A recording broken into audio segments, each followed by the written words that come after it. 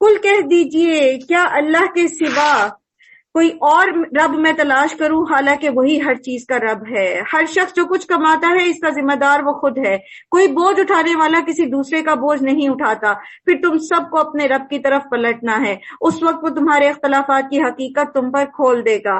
وہی ہے جس نے تم کو دیا ہے، وہی ہے جس نے تم کو زمین کا خلیفہ بنایا اور تم میں سے بعض کو بعض کے مقابلے میں زیادہ بلند درجے دیے، تاکہ جو کچھ تم کو دیا ہے اس میں تمہاری آزمائش کرے۔ یاد رکھیے اللہ کسی کو علم دے کر آزماتا ہے، کسی کو مال، کسی کو شکل و صورت، کسی کو عہدہ۔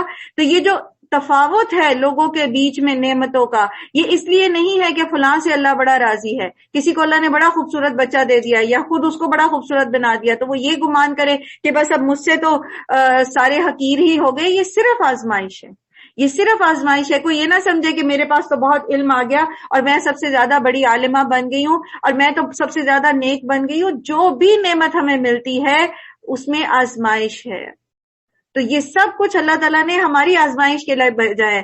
اما شاکرن او اما کفورا، کیا ہم اللہ کے شکر گزار بندے بنتے ہیں یا ہم اس کے ناشکرے بنتے ہیں؟ بے شک تمہارا رب سزا دینے میں بھی بہت تیز ہے اور وہ بہت درگزر کرنے والا اور رحم فرمانے والا بھی ہے۔ سورۃ الاعراف، بسم اللہ الرحمن الرحیم۔ الف لام میم صاد کتاب انزل الیک فلا یکن فی صدرک حرج منہ لتنذر بہ وذکری للمؤمنین۔ الف لام میم صاد، یہ ایک کتاب ہے جو تمہاری طرف نازل کی گئی، پس اے محمد صلی اللہ علیہ وآلہ وسلم آپ کے دل میں اس سے کوئی تنگی نہ ہو۔ اس کے اتارنے کی غرض یہ ہے کہ آپ اس کے ذریعے سے منکرین کو ڈرائیں اور ایمان لانے والے لوگوں کو یہ یاد دہانی ہو، یعنی مخالفین کے پروپیگنڈے کی پرواہ نہ کریں اور لوگوں کو جو نہیں مانتے ان کو ڈر سنائیں اور جو ایمان لاتے ہیں ان کو ریمائنڈر دیں۔ کتنا ضروری ہے کہ ہم بار بار ریمائنڈر لیں۔ قرآن میں چیزوں کی تکرار ہے۔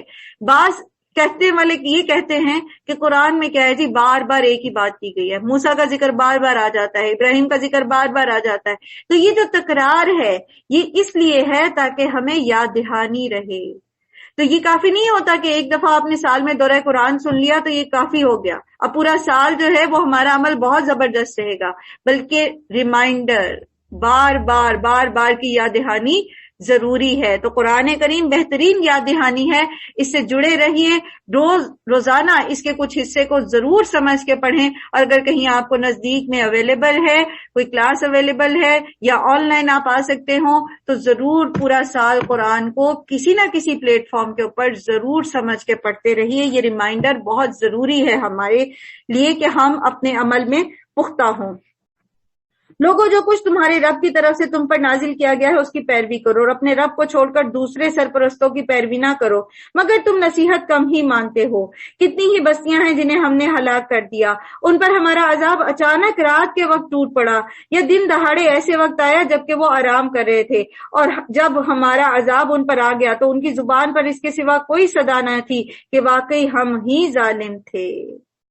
تو بات دراصل یہ ہے کہ ہمیں ذرا غور و فکر کی اللہ تعالیٰ دعوت دے رہے ہیں کہ کتنے ہی شہر، علاقے اور قومیں ہیں جو صفحہ ہستی سے مٹ گئی ہیں، اور ان پر عذاب اس وقت آیا جب رات کو پڑے سو رہے تھے یا جب دوپہر کو پڑے سو رہے تھے، غفلت کے وقت۔ یاد رکھیے جو شخص جاگتے میں اللہ سے غافل نہیں ہوتا نا تو اس کی نیند بھی غفلت والی نہیں ہوتی، وہ کانشیس ہوتا ہے اپنے رب کی فرما برداری میں، اور ایسے میں اگر اس پر موت آ بھی جاتی ہے، سوتے میں بھی وہ فوت ہو جاتا ہے تو وہ کامیاب ہی رہتا ہے، کیونکہ وہ سونے سے پہلے بھی رب کا ذکر کر کے سویا تھا، اور اس کا یہ ارادہ تھا کہ جب وہ اٹھے گا تو وہ اپنے رب کا ذکر کرے گا۔ سونے سے پہلے کے اذکار کرنا اور صبح کے فجر کی یا تہجد کی نیت کر کے سونا۔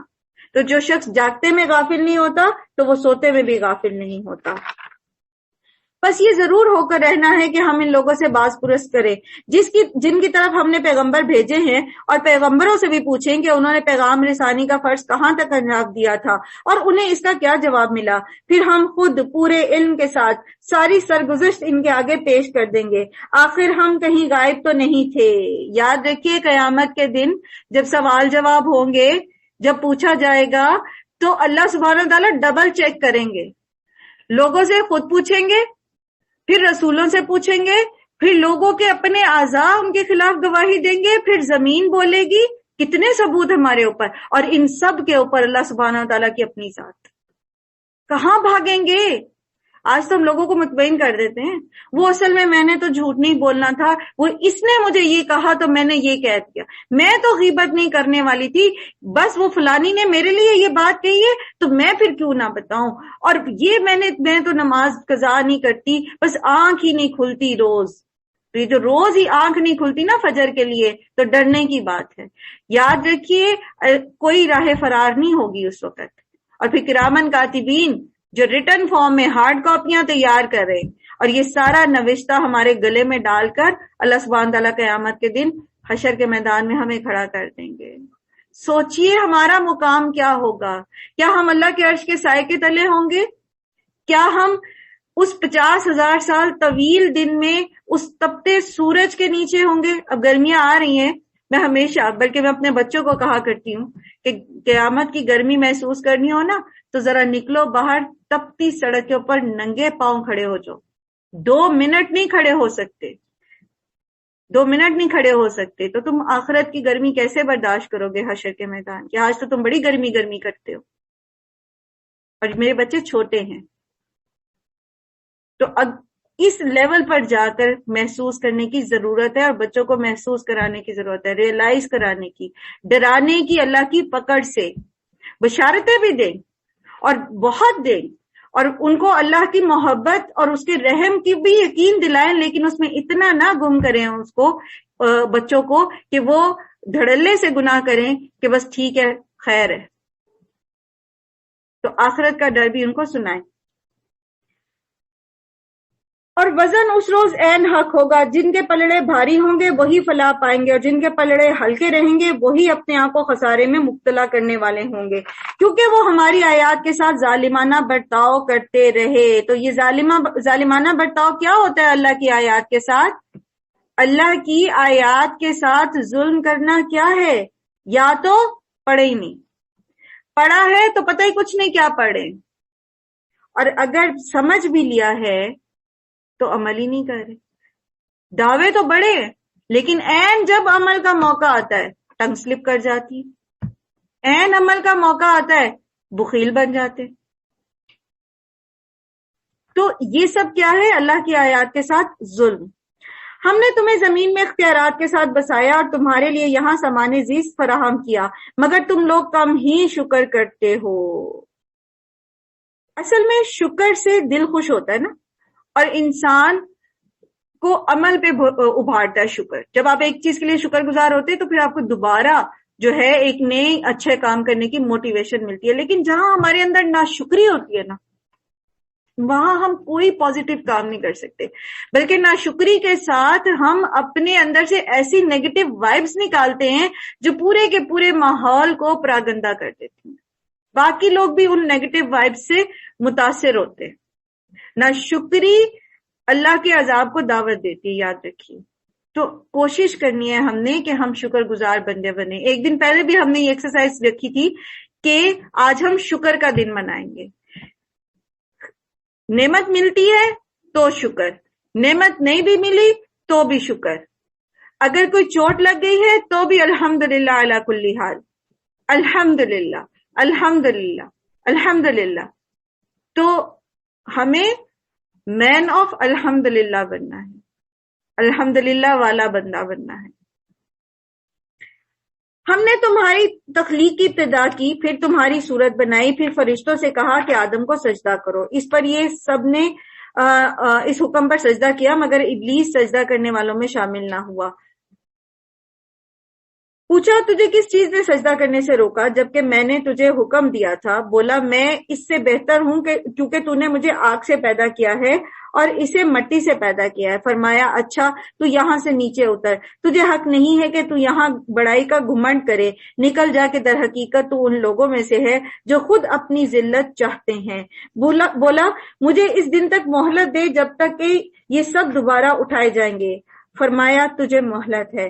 بولا اچھا تو جس طرح تو نے مجھے گمراہی میں مبتلا کیا ہے، میں بھی اب تیری سیدھی راہ پر ان انسانوں کی گھات میں لگا رہوں گا، آگے اور پیچھے، دائیں اور بائیں، ہر طرف سے ان کو گھیروں گا، اور تو ان میں سے اکثر کو شکر گزار نہیں پائے گا۔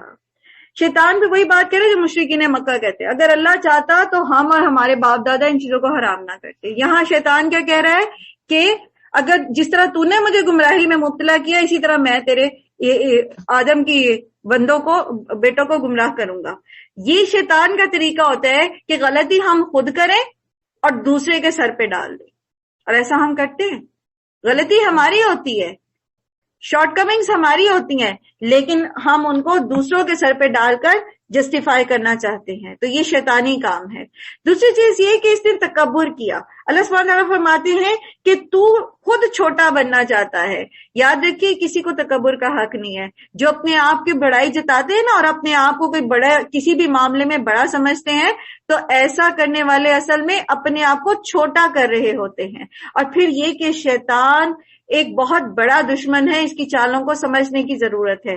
یہ ایک طرف سے ہمیں بہکاتا ہے نا، ہم نہیں اس کے قابو میں آتے، یہ دوسری طرف سے آتا ہے۔ وہ کہتا ہے میں دائیں سے بھی آؤں گا، بائیں سے بھی آؤں گا، سامنے سے بھی آؤں گا، پیچھے سے بھی آؤں گا، ہر طرف سے انسان کو گھیرنے کی کوشش کرتا ہے۔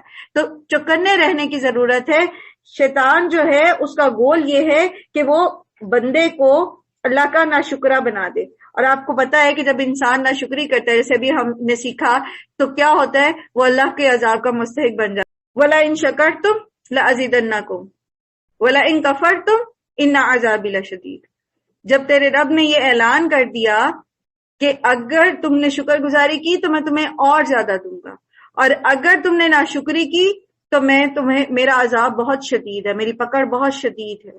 تو شیطان ہمیں ناشکرا بنا کر اللہ کی عذاب کا مستحق کرنا چاہتا ہے۔ اور قیامت کے دن جہنم میں نبی صلی اللہ علیہ وآلہ وسلم نے عورتوں کی تعداد مردوں کی نسبت زیادہ دیکھی۔ تو اس کی وجہ کیا ہے؟ کیونکہ وہ اپنے شوہروں کی ناشکری ہوتی ہیں۔ ایک بندہ آپ کے لیے 10 کوششیں کر رہا ہے، جہاں وہ ایک کوشش نہیں کرتا، وہاں ہم اس کی سارے کی ایک رائے پہ پانی پھیر دیتے ہیں۔ ہم خود تو یہ چاہتے ہیں کہ ہمیں سپیس دی جائے، لیکن شوہر کو ہم سپیس دینے کو تیار نہیں ہیں۔ تو ناشکری چاہے وہ شوہر کے حق میں ہے، چاہے وہ والدین کے حق میں ہے، چاہے وہ اللہ کے حق میں ہو، کسی بھی جگہ پر قبول نہیں ہے۔ شکر گزار بننے کے لیے ضروری ہے کہ ہم اپنی توقعات کو کم رکھیں، اپنی ذات کے اوپر کو بہتر بنانے پر فوکس زیادہ رکھیں، اور اللہ کی رضا کے کاموں میں دل لگائیں۔ تو پھر ہم لوگوں سے بہت زیادہ ایکسپیکٹیشنز نہیں رکھیں گے۔ جب نہیں رکھیں گے تو پھر ہم ان کے شکر گزار بھی رہیں گے۔ فرمایا نکل جا یہاں سے ذلیل اور ٹھکرایا ہوا، یقین رکھ ان میں سے جو بھی تیری پیروی کریں گے تجھ سمیت ان سب سے جہنم کو بھر دوں گا، اور اے آدم تو اور تیری بیوی دونوں اس جنت میں رہو، جہاں جس چیز کو تمہارا جی چاہے کھاؤ، مگر اس درخت کے قریب نہ پھٹکنا ورنہ ظالموں میں سے ہو جاؤ گے۔ پھر شیطان نے ان کو بہکایا تاکہ ان کی شرمگاہیں جو ایک دوسرے سے چھپائی گئی تھی ان کے سامنے کھول دے۔ اس نے ان سے کہا تمہارے رب نے تمہیں جو اس درخت سے روکا ہے، اس کی وجہ اس کے سوا کچھ نہیں ہے کہ کہیں تم فرشتے نہ بن جاؤ یا تمہیں ہمیشگی کی زندگی حاصل نہ ہو جائے۔ اور اس نے قسم کھا کر ان سے کہا کہ میں تمہارا سچا خیر خواہ ہوں۔ یاد رکھیے شیطان تعویلیں سجا کر ہمیں اللہ کے راستے سے بھٹکانا چاہتا ہے۔ اور یہاں پر جو لفظ استعمال ہوا ہے نا، فَدَلَّهُمَا بِغُرُورٍ، تو یہ ہے آہستہ آہستہ ٹریپ میں پھنسانا۔ جیسے کسی پرندے کو آہستہ آہستہ یا کسی بلی یا کسی جانور کو کوئی چیز دکھا کر آہستہ آہستہ ٹریپ کے اندر لایا جاتا ہے، تو یہی شیطان کا طریقہ ہوتا ہے۔ اگر آپ نماز پڑھنے والے ہیں نا، تو شیطان کبھی آپ کو ایک دم یہ نہیں کہے گا نمازیں چھوڑ دو، اور نہ ہی آپ چھوڑنے والے ہوتے ہیں، لیکن کیا ہوتا ہے کہ وہ آپ کے ٹائم کے اندر آپ کو دوسری طرف الجھانے کی کوشش کرتا ہے، پھر آہستہ آہستہ سستی ڈالتا ہے، پھر کسی اور کو جا کے جو ہے وہ بہکاتا ہے یا ایسا کرتا ہے کہ وہ آپ کے سر پہ مسلط ہو جاتا، آہستہ آہستہ آہستہ آہستہ انسان کو نماز سے دور کر دیتا، یا ایسے دوستوں میں پھنسا دیتا ہے جو نماز نہیں پڑھنے والے ہوتے، اور پھر آہستہ آہستہ انسان نماز سے دور ہو جاتا، یا وہ مصروفیت زیادہ بڑی کر کے دکھاتا ہے جو نماز کے اوقات میں ہوتی ہے، تو انسان وہ کام کرنا شروع کر دیتا ہے اور نماز کو بھول جاتا ہے یا لیٹ کر دیتا ہے۔ تو یہ جو بات ہے نا، اس چیز کو سمجھنے کی ضرورت ہے کہ کس طرح شیطان ہمیں بہکاتا ہے۔ یاد رکھیے شیطان ہمارا دشمن ہے، جب تک ہم دشمن کی اسٹریٹجیز کو، اس کے ہتھیاروں کو، اس کی چالوں کو سمجھیں گے نہیں نا، تو اس کا مقابلہ بھی نہیں کر سکیں گے۔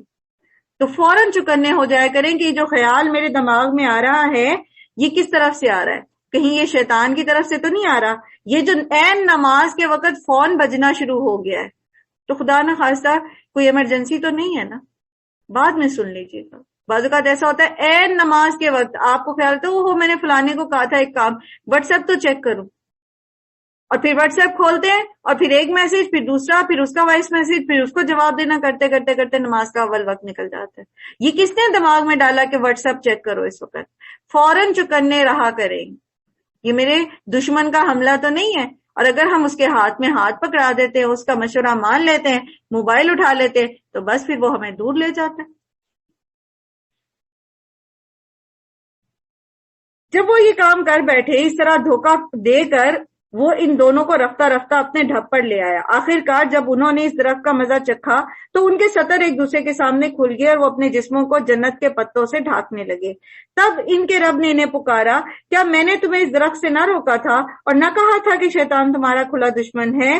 تو دونوں بول اٹھے، ربنا ظلمنا انفسنا وان لم تغفر لنا وترحمنا لنکونن من الخاسرین۔ آدم اور ابلیس میں فرق یہی ہے، آدم سے غلطی ہوئی تو انہوں نے معافی مانگ لی، انہوں نے توبہ کر لی، اللہ نے آدم علیہ السلام کو نبوت عطا کر دی، اور ابلیس نے اپنا گناہ اللہ کے سر ڈالنے کی کوشش کی تو اللہ کی رحمت سے ہمیشہ کے لیے دور ہو گیا۔ ہم سے جب غلطیاں ہوتی ہیں تو ان کو جسٹیفائی کرنے کی بجائے استغفار کرنی، استغفار۔ ایک مثال ہے بڑی خوبصورت، شاید آپ میں سے بھی کسی کو تک پہنچی ہو۔ ریسنٹلی کسی نے بتائی کہ انہوں نے مدرسے میں، اسکول میں بچوں کو آدم علیہ السلام کا قصہ سنایا تو کچھ ہوم ورک دیا۔ اب وہ اگلے دن جب ان استاد نے ہوم ورک پوچھا کہ کس کس نے کیا ہے، سوری کس کس نے نہیں کیا، تو کچھ نے ہاتھ کھڑا کیا، کچھ نے نہیں۔ تو ایک بچی جس نے ہاتھ کھڑا کیا تھا، انہوں نے اس سے ڈانٹا کہ تم نے ہوم ورک کیوں نہیں کیا، تو اس نے فوراً کہا ربنا ظلمنا انفسنا ان لم تغفر لنا وترحمنا لنکونن من الظالمین۔ وہ 2 کلاس کی بچی تھی اور اس نے یہ بات سیکھ لی کہ غلطی ہوتی ہے تو معافی مانگ لینا بہتر ہے بہانے بنانے کی بجائے۔ کوئی بچہ کہے گا جی وہ میرے گھر مہمان آ گئے تھے، کوئی بچہ کہے جی وہ یہ بات ہو گئی، ہاں، تو بجائے اس کے کہ ہم جسٹیفائی کرنے بیٹھ جائیں اپنی غلطی کو، وہ فلانا آ گیا تھا اس لیے میں نے نماز نہیں پڑھی، وہ فلانا وہاں مولی نہیں تھا میں کیسے پردہ کرتی، وہ مجبوری اتنی تھی اس جاب میں، سود پہ قرضہ لینا ہی پڑا، میری اتنی مجبوری تھی، گاڑی ضروری لینی تھی تو مجھے سود پہ لینا پڑا، یا جو بھی، یہ تو مثالیں جو میرے ذہن میں آ رہی میں آپ کو دے رہی، جو بھی ہماری غلطی ہے اس کو جسٹیفائی کرنے کی بجائے ربنا ظلمنا انفسنا وَإِن لَّمْ تَغْفِرْ لَنَا وَتَرْحَمْنَا لَنَكُونَنَّ مِنَ الظَّالِمِينَ۔ تو اللہ تعالیٰ ہمیں بخش دے، ہمیں معاف کر دے، تو اور اس کے ساتھ پھر وہ ہم پر رحمتیں بھی نازل کرتا ہے۔ آدم علیہ السلام کو اللہ نے نبوت دی اور ابلیس نے چونکہ اللہ تعالیٰ کے سر پہ ڈال دی، اپنی غلطی مانی نہیں، تو وہ پھر اللہ کی رحمت سے دور ہو گیا۔ قال اهبطوا بعضكم لبعض عدو، فرمایا اتر جاؤ تم ایک دوسرے کے دشمن ہو اور تمہارے لیے ایک خاص مدت تک زمین ہی میں قرار اور سامان زیست ہے۔ اچھا ایک بات یاد رکھیے، یہ کانسیپٹ موجود ہے لوگوں میں، خاص طور پر کرسچینٹی میں ہے، کہ آدم علیہ السلام کو سزا کے طور پر زمین پر بھیجا گیا تھا جب انہوں نے وہ درخت کھا پھلکایا۔ اور کرسچن اور جوز میں تو یہ کانسیپٹ بھی ہے کہ اصل میں تو حوا تھی جو پھسل گئی تھی اور انہوں نے آدم کو مجبور کیا تھا کہ وہ یہ پھل کھائیں۔ لیکن یاد رکھیے یہ سزا کے طور پر دنیا پر نہیں بھیجا تھا اللہ تعالیٰ نے آدم علیہ السلام کو، تو اللہ نے وہی معاف کر دیا تھا۔ جنت میں اللہ تعالیٰ نے آدم علیہ السلام کو ٹریننگ کے لیے بھیجا تھا، ایک تربیت کے لیے، کہ دیکھو یہ اللہ تعالیٰ کی حرام کی بھی چیزیں ہیں، اس کے پاس نہیں جانا، حلال کے پاس جانا ہے۔ اور واللہ عالم اور کیا مقصد تھا، لیکن اصل مقصد اللہ سبحانہ تعالیٰ کا آدم علیہ السلام کو تخلیق کرنے کا وہ یہ تھا کہ وہ زمین ہی پر اتارے جائیں گے. انی جاعل فی الارض خلیفہ، اللہ سبحانہ تعالیٰ نے فرمایا. ٹھیک ہے، تو یہ ایسا نہیں ہے کہ آدم علیہ السلام کو سزا کے طور پر زمین پر بھیجا گیا، یہ غلط کانسیپٹ ہے. تو اللہ تعالیٰ نے ان سے کہا کہ تم نیچے اتر جاؤ، تم میں سے بعض کے دشمن ہیں، یعنی شیطان انسانوں کے، اور بعض شیطان جو انسان کے پیچھے لگ جائیں گے وہ بھی آپس میں ایک دوسرے سے دشمنی کریں گے. وہیں تم کو جینا اور وہیں مرنا ہے، اور اسی میں سے آخرکار تم کو نکالا جائے گا. اے اولاد آدم، ہم نے تم پر لباس نازل کیا ہے تمہارے جسم کے قابل شرم حصوں کو ڈھانکنے، اور تمہارے لیے جسم کی حفاظت اور زینت کا ذریعہ بھی ہے، اور بہترین لباس تو تقوی کا لباس ہے. یاد رکھیے، لباس اللہ سبحانہ وتعالیٰ نے اتارا ہے. لباس جو ہے یہ اللہ سبحانہ وتعالیٰ کی نشانیوں میں سے ایک نشانی ہے، اور بے لباسی شیطان کا کام ہے. ایسا لباس جسے پہن کر بھی ہم برہنہ رہیں، سی تھرو قسم کا لباس، یا ایسی فٹنگ والے لباس جسے پہن کر ہمارے جسم کی ساری ساخت نمایاں ہوتی ہو، جو ٹائٹس ہم اپنی بچیوں کو پہنا دیتے ہیں، سکن ٹائٹ جینز پہناتے ہیں، اوپر چاہے تھوڑا سا سر پہ حجاب لپیٹا ہوا ہے لیکن نیچے بچی نے سکن ٹائٹ جینز پہنی ہوئی ہے اور اس کے ساتھ شرٹ بھی ایسی چھوٹی پہنی ہے کہ پوری ٹانگ کا جو اس کی بناوٹ ہے وہ نظر آ رہی ہے. تو ایسا لباس شیطان کا کام ہے، اور اللہ کے رسول صلی اللہ علیہ وسلم نے فرمایا کہ ایسی عورتیں جو لباس پہن کر بھی برہنہ رہیں گی وہ جنت کی خوشبو بھی نہیں پا سکیں گی، حالانکہ اس کی خوشبو 40 سال کے فاصلے سے محسوس کی جا سکتی ہے. تو لباس کے لیے بہت کانشیس رہیے. اصل میں تو تقوی کا لباس جو ہے وہ بہترین لباس ہے. اور تقوی کا لباس کون سا لباس ہوگا پھر؟ جو اللہ تعالیٰ کے حکم کے مطابق ہوگا، جو ستر پوش ہوگا، اور جہاں جس کے سامنے جتنی زینت ظاہر کرنی ہے اس کے اللہ کے احکامات کے مطابق اس کو کیا جائے گا، تو پھر جو ہے وہ تقوی کا لباس ہوگا. تو بہت کانشیس رہنے کی ضرورت ہے اس میں. خود مائیں تو میں نے دیکھی ہیں بڑے بڑے برقعے پہنے ہوتے ہیں، پورا فل نقاب، اور ساتھ میں جوان بچی 13 سال کی بچیاں 12-13 سال کی جن کی اٹھان ہو رہی ہوتی ہے، ان کو چھوٹی چھوٹی شرٹیں اور سکن ٹائٹ پہنائے ہوئے ہوتے ہیں.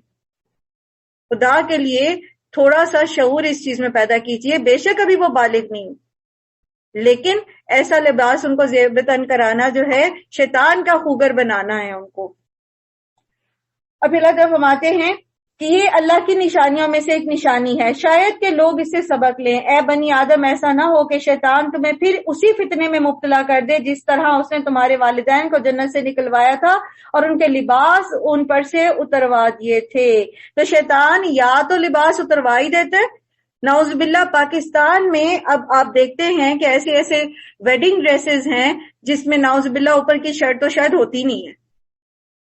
پتہ نہیں کیا کیا چیزیں ہیں جو فیشن کے نام پر رائج ہو چکی ہیں. اور یہ نہیں کہ یہ کہیں کوئی لوگ ہیں جو کر رہے ہیں. عام طور پر اب جو لباس نظر آتے ہیں، جو آپ کی مارکیٹس میں میڈیوکرز کی مارکیٹس میں نظر آتی ہیں، ان کے ساتھ دوپٹے نہیں ہیں، چھوٹی چھوٹی شرٹیں ہیں، سکن ٹائٹ اور ٹخنوں سے کہیں اونچے ٹراؤزرز ہیں. تو یہ شیطان ہے جس نے آدم اور حوا کا لباس اتروایا، اور یہ شیطان ہی ہے جو پھر سے ہمیں اسی کوشش میں لگا ہوا ہے کہ وہ ہمارے لباس اتروا دیا. وہ پورا تو اتروا نہیں سکتا ہم سے، جیسے اس نے یورپ میں لوگوں سے اتروا دیے، اور انہوں نے اس کو فریڈم کے نام پر، سیلف فریڈم کے نام پر، کہ ہر شخص کی انفرادی آزادی ہے، وہ کپڑے پہنے یا نہ پہنے، تو اس میں اس نے ان کو مبتلا کر دیا. تو ہم سے وہ یہ تو نہیں کرا پایا ابھی تک، لیکن ہمارا سفر اس طرف اس نے شروع کروا دیا ہے، کپڑوں کو مختصر کرانے کے چکر میں اور سروں سے دوپٹے اتروا کے، تاکہ ان کی شرمگاہیں ایک دوسرے کے سامنے کھولے. اور وہ اس کے ساتھی، اور وہ اور اس کے ساتھی تمہیں ایسی جگہ سے دیکھتے ہیں جہاں سے تم انہیں نہیں دیکھ سکتے. ان شیاطین کو ہم نے ان لوگوں کا سرپرست بنا دیا ہے جو ایمان نہیں لاتے. پیچھے آپ نے پڑھا تھا نا، والذین کفروا اولیاءہم الطاغوت یخرجونہم من النور الی الظلمات. وہ پھر کیا کرتے ہیں؟ وہ علم کی روشنی اور قرآن کی روشنی اور ایمان کی روشنی سے کھینچ کھینچ کے، خواہشات نفس کو ہوا دے دے کے، ان کو پش دے دے کے، جہالت اور بے حیائی اور کفر اور شرک کے اندھیروں میں ان کو دھکیل کے لے جاتے ہیں. ایک دفعہ آپ ہاتھ تو پکڑا کے دیکھیں شیطان کے ہاتھ میں، وہ چھوڑے گا نہیں پھر. تو اس چیز کے لیے بہت کانشیس رہنا کی ضرورت ہے کہ ہم کس کا ہاتھ پکڑ کے چل رہے ہیں. اللہ کا ہاتھ پکڑ رکھا ہے ہم نے یا طاغوت کا ہاتھ پکڑ رکھا ہے؟ اور اس کا اظہار کس سے ہو جائے گا؟ ایک آپ اپنی وارڈروب کھول کے دیکھ لیں گے تو آپ کو پتہ لگ جائے گا، اپنی بچیوں کی وارڈروب کھول کے دیکھ لیں گے تو پتہ لگ جائے گا کہ ہم کس کے پیچھے چل رہے ہیں، اپنے کھانے پہ ایک نظر کر کے دیکھ لیں گے تو ہمیں پتہ لگ جائے گا کہ ہم کس کے پیچھے چل رہے ہیں۔ یہ لوگ جب کوئی شرمناک کام کرتے تو کہتے ہیں کہ ہم نے اپنے باپ دادا کو اسی طریقے پر پایا ہے۔ اہل عرب جو تھے یہ طواف جو ہے وہ برہنہ کیا کرتے تھے، تو یہاں اس آیت کی جو اشارہ ہے وہ اس طرف ہے۔ اب دلیل دیکھیے کہ کیا کہہ رہے ہیں کہ جی ہم نے تو اپنے باپ دادا کو اسی طریقے پہ پایا ہے، اور اللہ ہی نے ہمیں ایسا کرنے کا حکم دیا ہے۔ نہ ان کے پاس کوئی کتاب تھی کہ یہ اس سے بتاتے کہ یہ اللہ نے بتایا، نہ ان کے پاس کہ ابراہیم علیہ السلام کا کوئی طریقہ، کوئی سنت، کوئی چیز تھی جس سے پتا چلتا کہ یہ اللہ نے بتایا۔ صرف ماں باپ ایسا کرتے دیکھا، باپ دادا کو ایسے کرتا دیکھا کہ برہنہ طواف کیا کرتے تھے، تو دلیل کیا دیتے ہیں؟ ہم نے اپنے ماں باپ کو ایسے کرتے دیکھا اور اللہ نے بھی یہی حکم دیا، یعنی باپ دادا کا طریقہ اس چیز کی دلیل ہے کہ یہ اللہ نے حکم دیا ہے۔ آج ہم بھی بہت سارے ایسے کام کرتے ہیں نا، اور پھر ذمہ داری کس پہ ڈالتے ہیں؟ باپ دادا پہ۔ ہمارے باپ دادا ایسے ہی کرتے تھے، اور جی اللہ نے یہی حکم دیا ہے۔ ذرا تحقیق تو کریں کہ واقعی اللہ کا حکم ہے، کیا واقعی اللہ کے رسول کا طریقہ ہے؟ اور کوئی مشکل نہیں تحقیق کرنا، دونوں طرف کی رائے پڑھیے، جو اس عمل کو صحیح کہہ رہے ہیں ان کی آراء کا بھی جائزہ لیجئے، جو اس عمل کو غلط کہہ رہے ہیں ان کی آراء کا بھی جائزہ لیجئے، جس کے دلائل قرآن و سنت کے مطابق ہیں وہ رائے لے لیجئے۔ لیکن اس کے لیے محنت کرنی پڑتی نا، کون پڑھے، کون 10 کتابیں چھانٹے، کون 20 ریفرنسز کو چیک کرے، اتنا ٹائم تو ہے ہی نہیں ہمارے پاس۔ بس ٹھیک ہے یہ کہہ کے فارغ ہوتے ہیں کہ جو باپ دادا نے کیا ہم بھی اسی طریقے پہ چلتے ہیں۔ ان سے کہو اللہ بے حیائی کا حکم نہیں دیتا، کیا تم اللہ کا نام لے کر وہ باتیں کہتے ہو جن کے متعلق تمہیں علم نہیں ہے؟ وہ اللہ کی طرف سے ہیں۔ اے محمد صلی اللہ علیہ وسلم ان سے کہیے کہ میرے رب نے تو راستی اور انصاف کا حکم دیا ہے، اور اس کا حکم تو یہ کہ ہر عبادت میں اپنا رخ ٹھیک رکھو اور اسی کو پکارو، اور اپنے دین کو اس کے لیے خالص رکھ کر جس طرح اس نے تمہیں اب پیدا کیا ہے اسی طرح تم دوبارہ پیدا کیے جاؤ گے، یعنی انصاف کرو اور اللہ کی طرف اپنے آپ کو خالص رکھو، اور جب نماز پڑھو تو مسجد کی طرف منہ کرو، مطلب یہ کہ جس طرح یہ اپنے من چاہے عقیدے بنائے ہوئے تھے ان کو نہ اختیار کرو، بلکہ جس طرح اللہ نے عبادت کا حکم دیا ہے اسی طرح عبادت کرو۔ تمہیں دنیا میں بھی اللہ نے پیدا کیا نا، تو ایک دفعہ پھر اللہ تعالیٰ قیامت کے دن تمہیں اٹھا کھڑا کرے گا اور پھر پوچھے گا تمہارے اس عمل کی کیا دلیل تھی۔ جب ہم کوئی کام ایسا کرنے لگے نا تو فوراً اپنے آپ کو سوچیں کہ ایٹ دس اسپاٹ اللہ مجھ سے پوچھے کہ تمہارے پاس اس کام کی کوئی دلیل ہے، تو پھر بتائیے، اپنے آپ کو ریئلائز کرائیں کہ میرے پاس اگر دلیل نہیں ہے نا، اگر یہ اللہ کے رسول کا طریقہ نہیں ہے، اگر یہ اللہ کا حکم نہیں ہے، تو پھر مجھے یہ نہیں کرنا، کیونکہ میں اللہ تعالیٰ کو تو سیٹسفائی نہیں کر سکتا یہ کہہ کہ میرے باپ دادا یہ کرتے تھے، کیونکہ اللہ تعالیٰ نے خود بتا دیا اکثریت کے پیچھے نہ چلو، باپ دادا کی تقلید آنکھیں بند کر کے نہ کرو۔ یہ نہیں ہے کہ آپ باپ دادا کے طریقے پہ چل ہی نہیں سکتے، اگر وہ اللہ کے ماننے والے۔ ابراہیم علیہ السلام نے اپنے باپ کا طریقہ اختیار نہیں کیا کیونکہ وہ اللہ کی راہ پہ چلنے والا نہیں تھا، لیکن اسحاق علیہ السلام نے اپنے باپ کا طریقہ اختیار کیا کیونکہ وہ اللہ کے نبی تھے۔ یعقوب علیہ السلام نے کس کا طریقہ اختیار کیا؟ اپنے باپ کا اور اپنے دادا کا، کیونکہ وہ دونوں اللہ کے راستے پہ چلنے والے تھے۔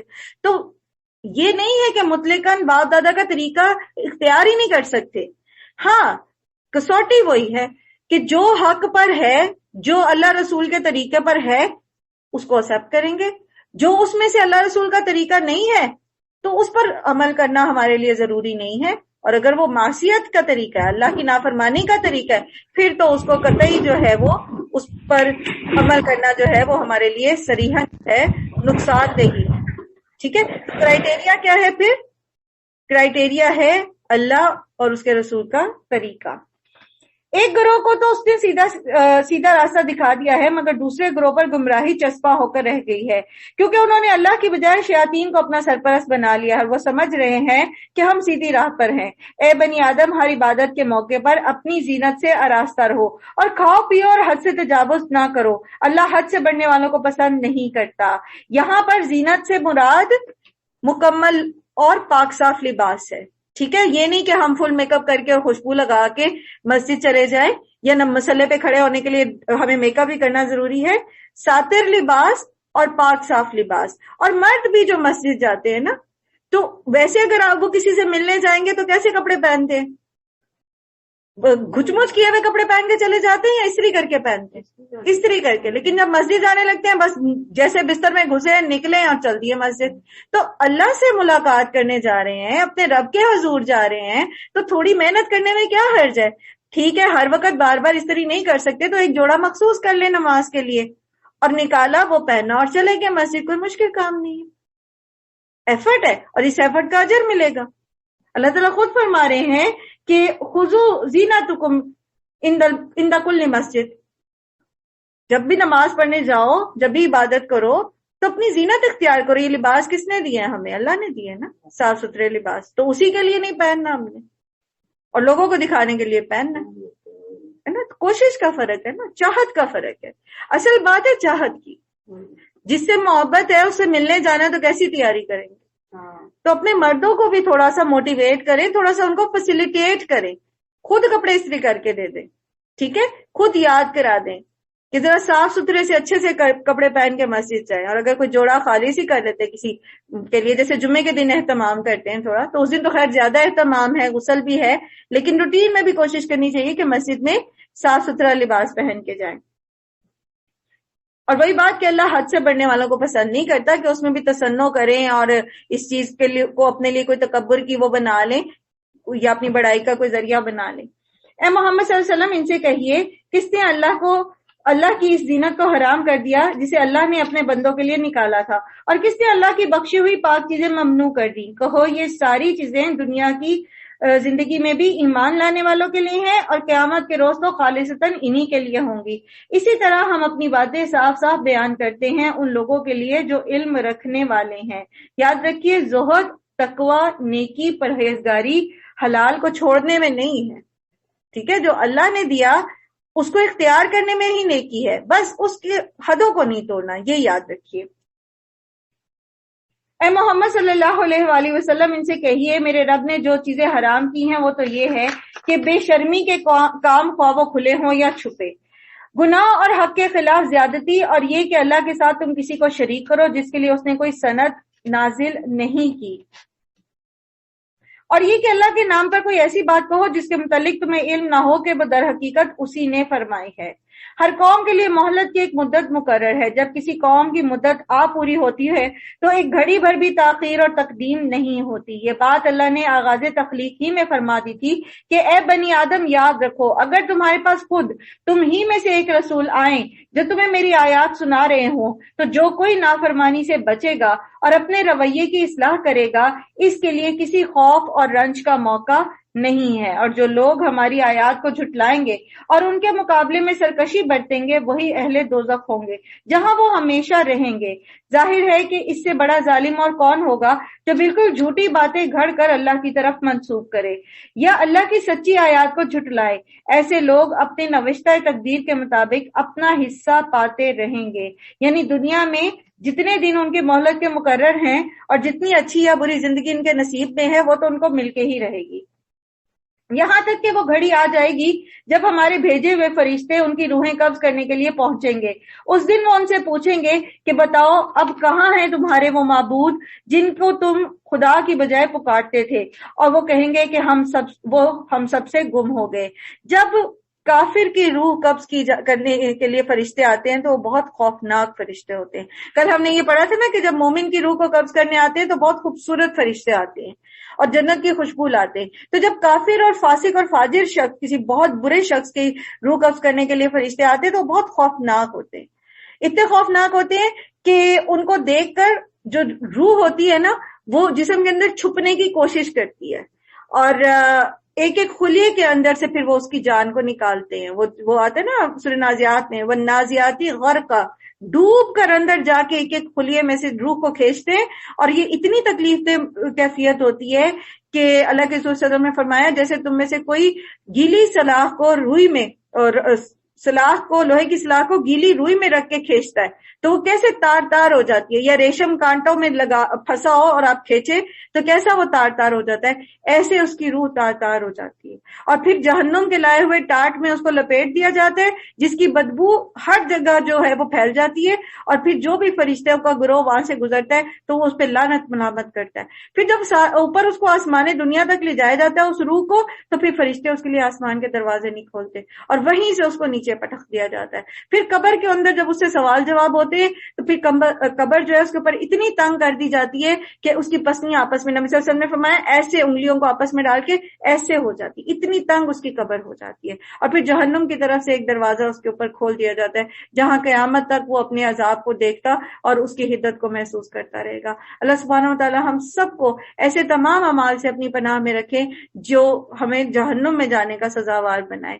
اللہ سبحانہ تعالیٰ سے دعا کرتے رہنا چاہیے کہ وہ ہر طرح کے چھپے اور کھلے شرک سے ہمیں اپنی پناہ میں رکھے، کیونکہ جو شرک ہے وہ تمام نیکیوں کو برباد کرنے والا ہے، اور وہ خود اپنے خلاف گواہی دیں گے کہ ہم واقعی منکر حق تھے۔ اللہ فرمائے گا جاؤ تم بھی اس جہنم میں چلے جاؤ جس میں تم سے پہلے گزرے ہوئے گروہ جن و انس جا چکے ہیں۔ ہر گروہ جب جہنم میں داخل ہوگا تو اپنے پیش رو گروہ پر لعنت کرتا ہوا داخل ہوگا، یہاں تک کہ جب سب وہاں جمع ہو جائیں گے تو ہر بعد والا گروہ پہلے گروہ کے حق میں کہے گا اے رب یہ لوگ تھے جنہوں نے ہمیں گمراہ کیا، لہٰذا انہیں آگ کا دوہرا عذاب دے۔ جواب میں ارشاد ہوگا ہر ایک کے لیے دوہرا ہی عذاب ہے مگر تم جانتے نہیں ہو۔ اور پہلا گروہ دوسرے گروہ سے کہے گا کہ اگر ہم قابل الزام تھے تو تمہیں کو تو ہم پر کون سی فضیلت حاصل تھی، اب اپنی کمائی کے نتیجے میں عذاب کا مزہ چکھو۔ وہی بات کہ آج تو ہم لوگوں کے پیچھے اللہ کو ناراض کرنے سے گریز نہیں کرتے، لیکن قیامت کے دن پیروکار جو ہیں وہ اپنے مریدوں، اپنے پیروں کو جو ہے وہ لعن طعن کریں گے، اور امیر طبقے کو غریب طبقہ لعن طعن کرے گا، اور اپنے لیڈرز کو خواہ وہ سیاسی ہوں یا مذہبی ہوں ان کے فالوور لعن طعن کریں گے اور کہیں گے کہ ان کو زیادہ عذاب دیا جائے۔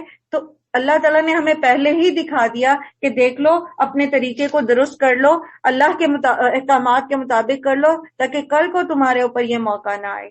یقین جانو جن لوگوں نے ہماری آیات کو جھٹلایا یعنی کفر اور شرک اختیار کیا اور ان کے مقابلے میں سرکشی کی ہے، ان کے لیے آسمان کے دروازے ہرگز نہ کھولے جائیں گے۔ جیسے ابھی میں نے کہا نا کہ ان کے لیے ان کی روح جو ہے بدکار شخص کی، برے شخص کی، کافر اور مشرک کی اوپر سے نیچے پٹک دی جاتی ہے۔ ان کا جنت میں جانا اتنا ہی ناممکن ہے جتنا سوئی کے ناکے سے اونٹ کا گزرنا۔ مجرموں کو ہمارے ہاں ایسا ہی بدلہ ملا کرتا ہے۔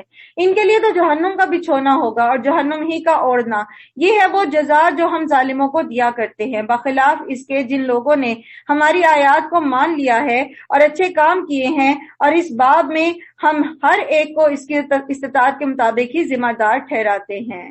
یعنی جتنا اللہ تعالیٰ نے کسی کو دیا ہے، جتنے کا وہ مکلف ہے اتنے ہی کا اس سے جواب دہی کی جائے گی۔ اگر اللہ تعالیٰ نے آنکھیں نہیں دی نا تو اس سے یہ نہیں کہا جائے گا کہ تم نے کائنات میں غور و فکر کیوں نہیں کیا۔ اگر اللہ تعالیٰ نے کسی کو کان نہیں دیے تو اللہ تعالیٰ اس کو یہ نہیں کہیں گے کہ تم نے یہ سنا کیوں نہیں۔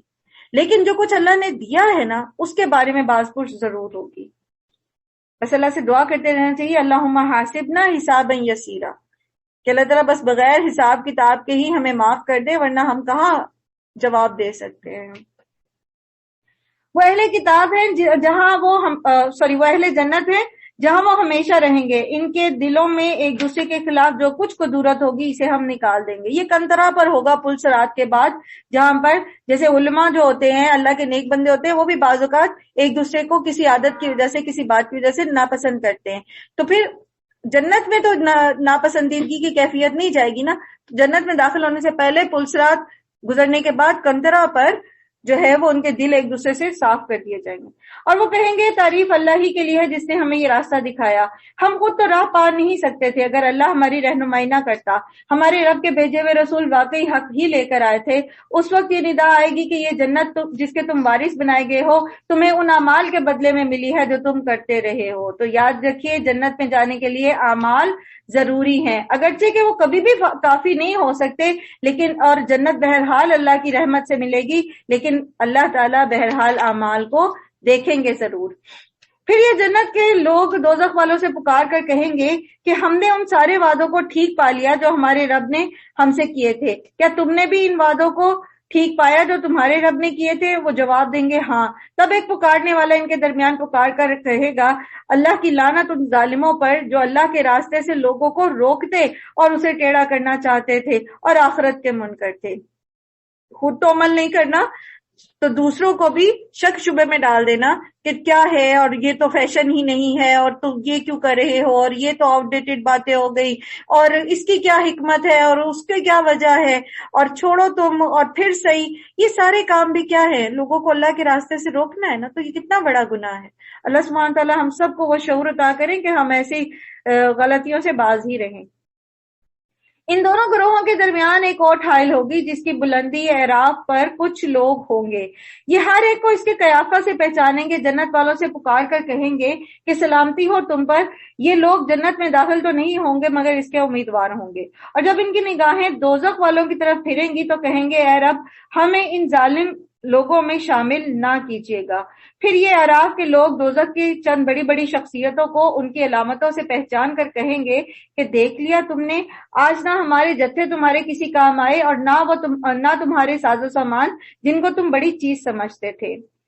اور کیا یہ اہل جنت وہی لوگ نہیں ہیں جن کے متعلق تم قسمیں کھا کھا کر کہتے تھے کہ ان کو تو اللہ اپنی رحمت میں سے کچھ بھی نہیں دے گا؟ یہ تو معاشرے کے غریب غربا طبقہ اور یہ لا علم لوگ ہیں، یہ ان پڑھ لوگ ہیں، ان کو لیے کہاں بھلائی۔ اور وہ جیسے قریش کہا کرتے تھے سردار قریش کے کہ اگر اس میں کوئی خیر ہوتی تو ہم نہ قبول کر لیتے، اور نوح علیہ السلام کی قوم کے بھی سردار۔ تو اس طرح سے اسی طرف یہ اشارہ ہے۔ آج انہی سے کہا گیا ہے کہ داخل ہو جاؤ جنت میں، تمہارے لیے کوئی خوف اور رنج نہیں ہے۔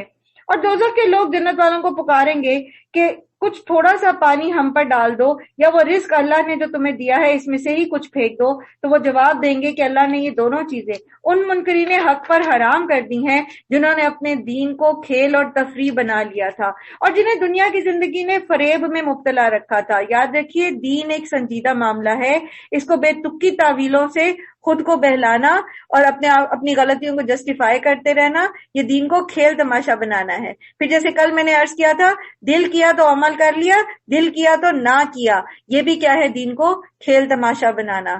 جو چیز آسان لگی وہ کر لیا، جو چیز مشکل لگی اس کو چھوڑ دیا، یہ بھی کیا ہے؟ دین کو کھیل تماشا بنانا۔ اور یہ جو اعراف ہے اس پر وہ لوگ ہوں گے جن کی نیکیاں اور بدیاں جو ہیں وہ برابر ہو جائیں گی۔ نہ نیکیاں اتنی ہوں گی کہ جنت میں جا سکے، اور نہ ہی بدیاں ہوں گی اتنی کہ جہنم کا فیصلہ ہو جائے، اور میزان کے پلڑے برابر ہو جائیں گے۔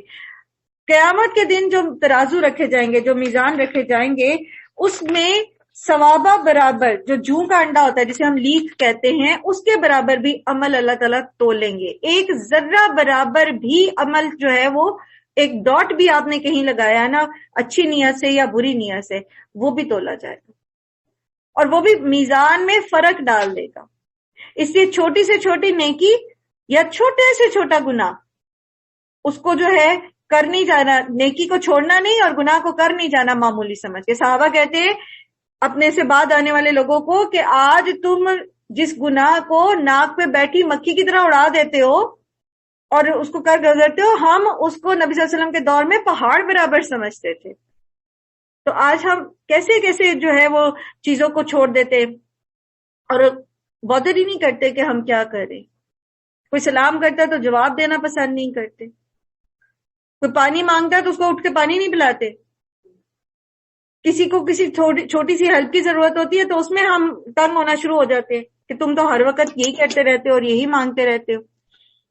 تو چھوٹی سے چھوٹی نیکی بھی، چاہے وہ اپنے بھائی کو جگ میں سے پانی ڈال کے دینا ہی کیوں نہ ہو، اس کو بھی ضائع نہ کرے، کیونکہ قیامت کے دن یہ ساری چیزیں تولی جائیں گی۔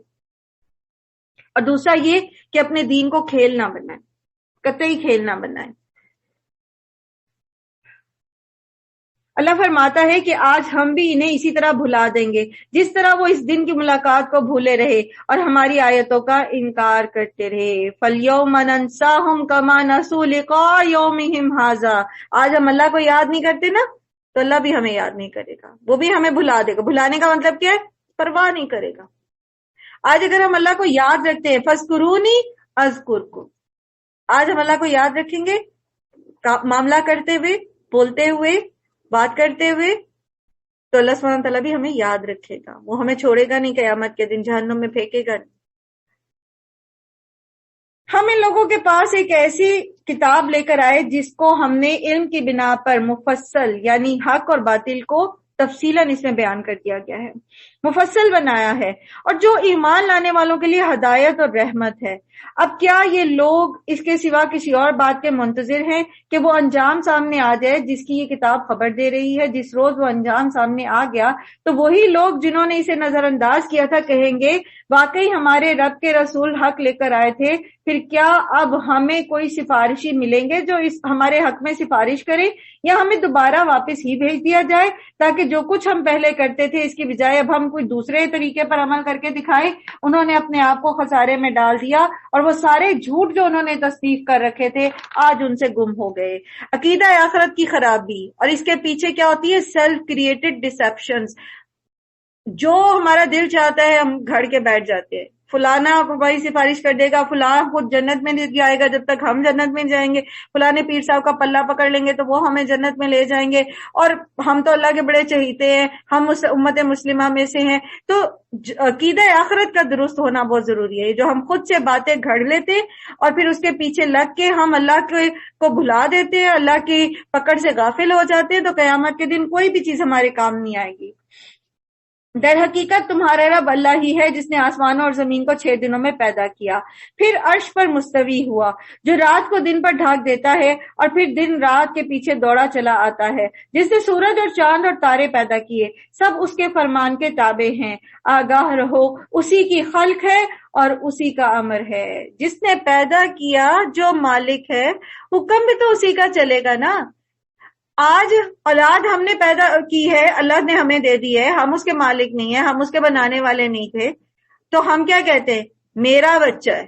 تم کون ہوتے ہو یہ کرنے والے؟ تم کون ہوتے ہو اس پہ حکم چلانے والے؟ میرا گھر ہے، کس نے دیا؟ اللہ نے دیا نا۔ توفیق کس نے دی تھی کہ تم کماتے، تم پیسے اکٹھے کرتے، تم اس کو تعمیر ہی کر سکتے، لیکن کیا ہوتا ہے؟ میرا گھر ہے۔ کسی کی مجال ہے کوئی آ کے میرے گھر میں آ کے کہ یہ پردے یہ ڈالے اتار دو، یہ والے لگا دو؟ ساس اور بہو کی لڑائی کی ہوتی ہے زیادہ، یہ اختلاف کی ہوتا ہے۔ ساس کہتی ہے میں نے گھر بنایا ہے، تم کون ہوتی ہو آ کے یہ کرسیاں ادھر سے ادھر رکھنے والی، یہ میرے بیڈ کا ڈیزائن چینج کرنے والی؟ حالانکہ ہم نہیں بنانے والے، یہ اللہ کی دین ہے، کچھ بھی ہمارا نہیں ہے۔ لیکن یہ بات ہمیں سمجھ آ جائے تو پھر جھگڑے نہ ختم ہو جائے۔ جو بہو جہیز لے کر آئی ہوتی ہے، اگر کسی کا بچہ اس کے اوپر چڑھ جاتا ہے تو کیا ہوتا ہے؟ میرا گندا کر دیا، میرے باپ نے صوفہ دیا تھا تم نے توڑ دیا۔ یہ ہے نا، یہ تو ہم تو حالانکہ مالک بھی نہیں ہیں، اور پھر بھی ہم حکم ہم برداشت نہیں کرتے کہ ہمارے مرضی کے بغیر کوئی اس کے اوپر کام، اور کہاں سب تخلیق اللہ کی، اور اس میں ہم اس کا حکم نہیں مانتے، تو پھر وہ کیسا غضبناک ہوتا ہوگا، کیسا غضبناک ہوتا ہوگا۔ لیکن یہ اس کا حلم ہے نا، یہ اس کی رحمت ہے کہ وہ ہمیں فوراً پکڑتا ہے اور وہ ہمیں مہلت دیتا ہے۔ پھر ایک اور رمضان نصیب کر دیا اس نے کہ ابھی بھی اصلاح کر لو، ابھی بھی باز آ جاؤ، ابھی بھی اپنا عمل درست کر لو۔ الا لہ الخلق والامر تبارک اللہ رب العالمین، اور بڑا بابرکت ہے رب اللہ جو تمام جہانوں کا رب ہے۔ اپنے رب کو پکارو گڑ گڑاتے ہوئے اور چپکے چپکے، یقیناً وہ حد سے گزرنے والوں کو پسند نہیں کرتا۔ زمین میں فساد برپا نہ کرو جبکہ اس کی اصلاح ہو چکی ہے، اور اللہ ہی کو پکارو خوف کے ساتھ اور طمع کے ساتھ۔ یہ دعا کے آداب سکھائے جا رہے ہیں سارے۔ یقیناً اللہ کی رحمت محسنوں کے قریب ہے۔ ان رحمت اللہ قریب من المحسنین۔ ہم سب چاہتے ہیں نا کہ اللہ ہم پر رحم کرے، اللہ ہمیں معاف کر دے۔ ہم میں سے ہر کوئی اس وقت یہ دعا کر اللہ ہمیں بخش دے، لیکن محسن نہیں بننا چاہتے، احسان نہیں کرنا چاہتے۔ وہاں ہمیں عدل یاد آ جاتا ہے، کیوں جی مجھے اس چیز کی اجازت ہے، میں اتنا اور اتنا بدلہ لے سکتی ہوں، احسان نہیں کرتے۔ اللہ فرمانے ان رحمت اللہ قریب من المحسنین، تم احسان کرو۔ وہ جو سورہ نور میں آتا ہے نا، کیا تم یہ نہیں پسند کرتے کہ اللہ تمہیں معاف کر دے؟ تم بھی دوسروں کو معاف کر دو۔ ہم نہیں معاف کرتے، ہم نہیں چھوڑتے بات۔ اور وہ اللہ ہی ہے جو ہواؤں کو اپنی رحمت کے آگے آگے خوشخبری لیے ہوئے بھیجتا ہے، پھر جب وہ پانی سے لدے ہوئے بادل اٹھا لیتی ہیں تو انہیں کسی مردہ سرزمین کی طرف حرکت دیتا ہے، وہاں میਂہ برسا کر اسی مری ہوئی زمین سے طرح طرح کے پھل نکال لاتا ہے۔ دیکھو اسی طرح ہم مردوں کو حالت موت سے نکالتے ہیں، شاید کہ تم اس مشاہدے سے سبق لو۔ جو زمین اچھی ہوتی ہے وہ اپنے رب کے حکم سے خوب پھل پھول لاتی ہے، اور جو زمین خراب ہوتی ہے اس سے ناقص پیداوار کے سوا کچھ نہیں نکلتا۔ اس طرح ہم نشانیوں کو بار بار پیش کرتے ہیں ان لوگوں کے لیے جو شکر گزار ہونے والے ہیں۔ یہاں اچھی اور بری زمین سے مراد اچھے اور برے دل ہیں۔ قرآن کی بارش ایک جیسی برس رہی ہے، رمضان کی رحمتیں برکتیں ایک جیسی برس رہی ہیں، لیکن نیچے زمین کیسی ہے، وہ دل کیسے ہیں، وہ کان کیسے ہیں جو اس کو سن رہے۔ جیسی ہمارے دل کی زمین ہوتی ہے نا، ویسی ہی ہمارے اوپر قرآن کی آیات اثر کرتی ہیں۔ اگر دل جو ہے وہ دل کی زمین تھور زدہ ہے، سیم زدہ ہے، شک و شبہات میں پڑی ہوئی ہے، منافقت میں پڑے ہوئے ہیں، تو قرآن بھی اسی طرح وہ اور ہی اس میں اضافہ ہی کرتا خرابی۔ لیکن اگر دل کی زمین اچھی ہے، حق اس کو تسلیم کرنے والی ہے، اللہ کے پکڑ سے ڈرنے والی ہے، اللہ کی خشیت رکھتی ہے، تو یہی قرآن کی آیات ہے کہ بندہ سنتا ہے اور ایک دن میں اس کی کائنات بدل جاتی ہے۔ ہم نے نوح کو اس کی قوم کی طرف بھیجا، اس نے کہا ہے برادران قوم اللہ کی بندگی کرو، اس کے سوا تمہارا کوئی معبود نہیں، میں تمہارے حق میں ایک ہولناک دن کے عذاب سے ڈرتا ہوں۔ اس کی قوم کے سرداروں نے جواب دیا، ہم کو تو یہ نظر آتا ہے کہ تم صریح گمراہی میں مبتلا ہو۔ نوح نے کہا، اے برادران قوم، میں کسی گمراہی میں نہیں پڑا، بلکہ میں تو رب العالمین کا رسول ہوں، تمہیں اپنے رب کے پیغام پہنچاتا ہوں، تمہارا خیر خواہ ہوں۔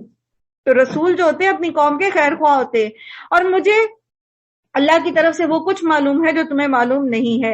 کیا تمہیں اس بات پر تعجب ہوا ہے کہ تمہارے پاس خود تمہاری اپنی قوم سے ایک آدمی کے ذریعے تمہارے رب کی یاد دہانی آئی ہے تاکہ تمہیں خبردار کرے اور تم غلط روی سے بچ جاؤ اور تم پر رحم کیا جائے؟ مگر انہوں نے اس کو جھٹلا دیا۔ آخرکار ہم نے اسے اور اس کے ساتھیوں کو ایک کشتی میں نجات دی اور ان لوگوں کو ڈبو دیا جنہوں نے ہماری آیات کو جھٹلایا تھا۔ یقیناً وہ اندھے لوگ تھے۔ اب وہ اندھے ویسے تو نہیں تھے نا، ساری قوم اندھی تو نہیں تھی، لیکن حق کو نہیں پہچان سکے تو اللہ تعالیٰ نے ان کو اندھا کہہ دیا۔ اور آج کی طرف ہم نے ان کے بھائی ہود کو بھیجا، اس نے کہا ہے برادران قوم اللہ کی بندگی کرو، اس کے سوا تمہارا کوئی معبود نہیں ہے، پھر کیا تم غلط روی سے پرہیز نہ کرو گے؟ اب دیکھیے گا کہ ہر نبی ایک ہی تعلیم لے کر آئے، اللہ کی عبادت کرو، اللہ کی عبادت کرو، رسول کی اطاعت کرو، اللہ کی عبادت کرو، رسول کی اطاعت کرو۔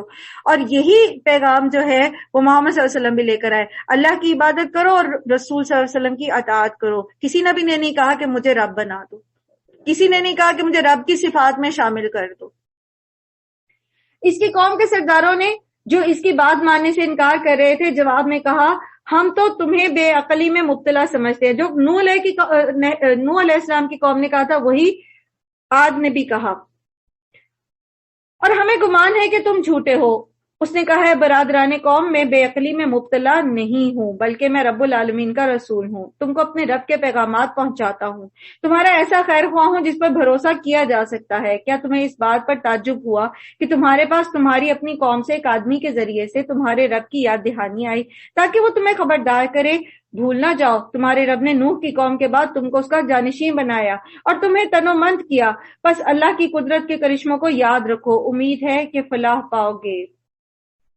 انہوں نے جواب دیا، کیا تو ہمارے پاس اس لیے آیا ہے کہ ہم اکیلے ایک ہی اللہ کی عبادت کریں اور انہیں چھوڑ دیں جن کی عبادت ہمارے باپ دادا کرتے آئے ہیں؟ اچھا تو لے آ وہ عذاب جس کی تو ہمیں دھمکی دیتا ہے، اگر تو سچا ہے۔ اس نے کہا، تمہارے رب کی پھٹکار تم پر پڑ گئی اور اس کا غضب تم پر ٹوٹا، کیا تم مجھ سے ان ناموں کے بارے میں جھگڑتے ہو جو تم نے اور تمہارے باپ دادا نے رکھ لیے؟ یعنی کسی کو بارش کا اور کسی کو روشنی کا دیوتا کہنا، اور کسی کو دستگیر، کسی کو غوث اعظم، کسی کو گنج بخش، کسی کو کوئی نام، کسی کو کوئی نام دے دیا۔ کیا ان کی دلیل ہے کوئی قرآن اور سنت سے ہمیں دلیلیں ملتی ہیں یا محض ہمارے باپ دادا نے کچھ نام رکھ لیے ہیں؟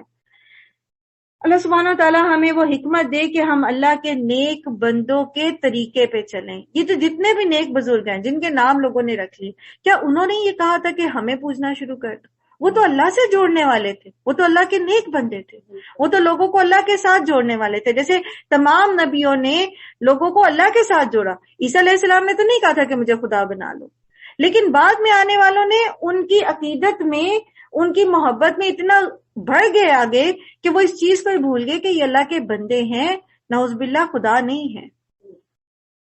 اور یہ کہ جو بھی کانسیپٹس انہوں نے بنائے اس کے پیچھے کوئی دلیل نہیں ہے۔ وہ جو کہتے ہیں کہ یہ ہمارا واسطہ ہے، ہمیں اللہ کے قریب کریں گے، جیسے مشرکین مکہ کہتے تھے، تو اللہ تعالیٰ تو خود کہتے ہیں وَإِذَا سَأَلَكَ عِبَادِي فَإِنِّي قَرِيبٌ، میں خود قریب ہوں، اجیب دعوت الداعی اذا دعان، میں خود جواب دیتا ہوں جب مجھے پکارنے والا پکارتا ہے۔ تو اللہ تعالیٰ نے تو نہیں کہا کہ بیچ میں کسی سیڑھی کی ضرورت ہے تمہیں۔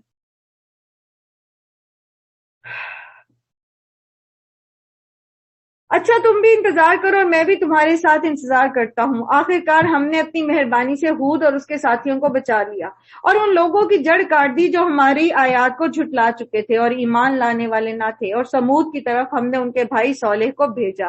اس نے کہا ہے برادران قوم، اللہ کی بندگی کرو، اس کے سوا تمہارا کوئی معبود نہیں ہے، تمہارے پاس تمہارے رب کی کھلی دلیل آ گئی، یہ اللہ کی اونٹنی تمہارے لیے ایک نشانی کے طور پر ہے، لہٰذا اسے چھوڑ دو کہ اللہ کی زمین میں چرتی پھرے، اس کو کسی برائی کے ارادے سے ہاتھ نہ لگانا ورنہ ایک دردناک عذاب تمہیں آ لے گا۔ یاد کرو وہ وقت جب اللہ نے قوم عاد کے بعد تمہیں اس کا جانشی بنایا اور تم کو زمین میں یہ منزلت بخشی کہ آج تم اس کے ہموار میدانوں میں عالی شان محل بناتے اور اس کے پہاڑوں کو مکانات کی شکل میں تراشتے ہو، بس اس کی قدرت کے کرشموں سے غافل نہ ہو جاؤ اور زمین میں فساد نہ کرو۔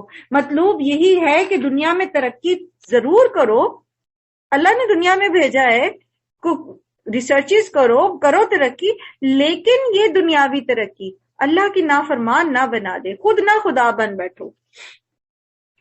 اس کی قوم کے سرداروں نے جو بڑے بنے ہوئے تھے کمزور طبقہ کے ان لوگوں سے جو ایمان لے آئے تھے کہا کہ تم واقعی جانتے ہو کہ صالح اپنے رب کا پیغمبر ہے؟ انہوں نے جواب دیا بے شک جس پیغام کے ساتھ وہ بھیجے گئے ہیں ہم اسے مانتے ہیں۔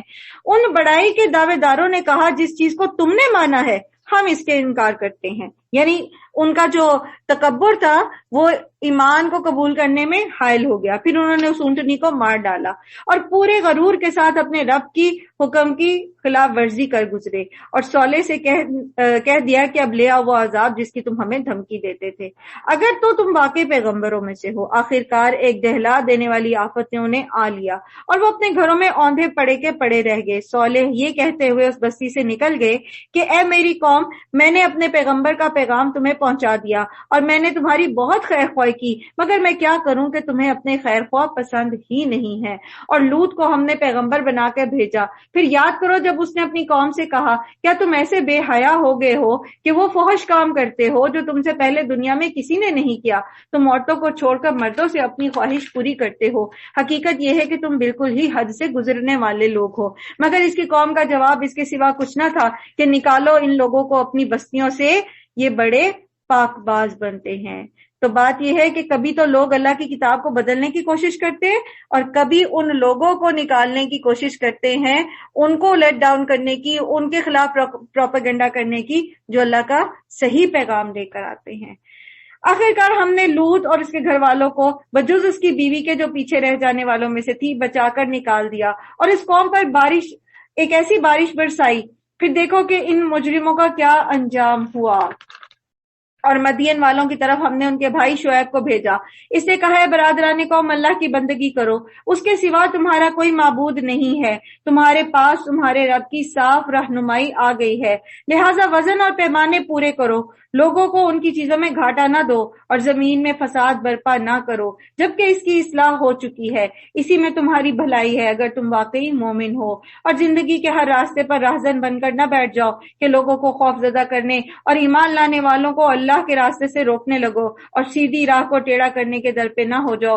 یاد کرو وہ زمانہ جبکہ تم تھوڑے تھے، پھر اللہ نے تمہیں بہت کر دیا، آنکھیں کھول کر دیکھو دنیا میں مفسدوں کا کیا انجام ہوا ہے۔